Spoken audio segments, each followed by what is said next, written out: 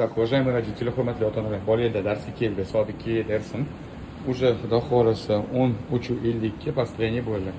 Men sizlarga aytganimda, до этого говорил, 15 ta kamlikda bolalar yig'ilishi kerak bo'ladi. Hamma bolalarni yig'ib oldim, tushuntirdim.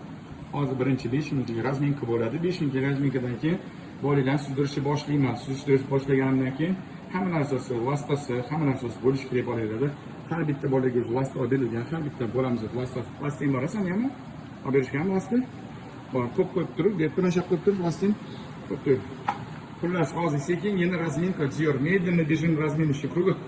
Сейчас будем бежать, понятно? 5 раз. Я буду говорить. Все, побежали строем. Побежали. Побежали руками. Молодцы, работаем руками. Секин. Спокойно.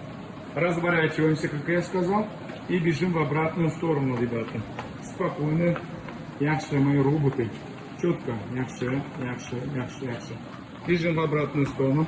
Молодцы, sekin. Mana shu o'zida quruq joyda yugurib turib, razminka qildirib olamiz bolani. Keyin undan keyin ozgina mashq qildirib turib, suvga olib tushamiz bolalarni. O'shaning uchun men sizlarga 100 marta aytaman, 15 ta kam vaqtda kelsa suvga tushadi. Vaqtimiz hali vaqtli. Darsni boshlab oldim. Taqat kelmanglar hech qachon. Побежали, третий круг побежали. Xullas, o'rtoqlar darsni boshlab oldim. Siz hali bolangizni yozdirmagan bo'lsangiz, ayni payt basseynga yozdirish havolarimiz chiqib ketdi уже.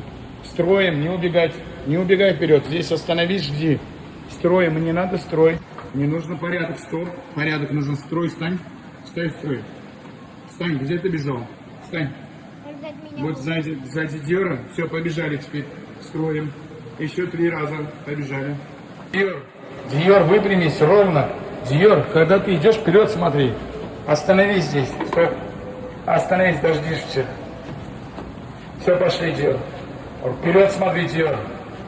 Не вставай, вперед смотри. Soat mana 2 bo'lyapti. Razminkani tugatyapman. Mana bolalar kelgan, razminkaga kelgan bolalarimiz bor ekan.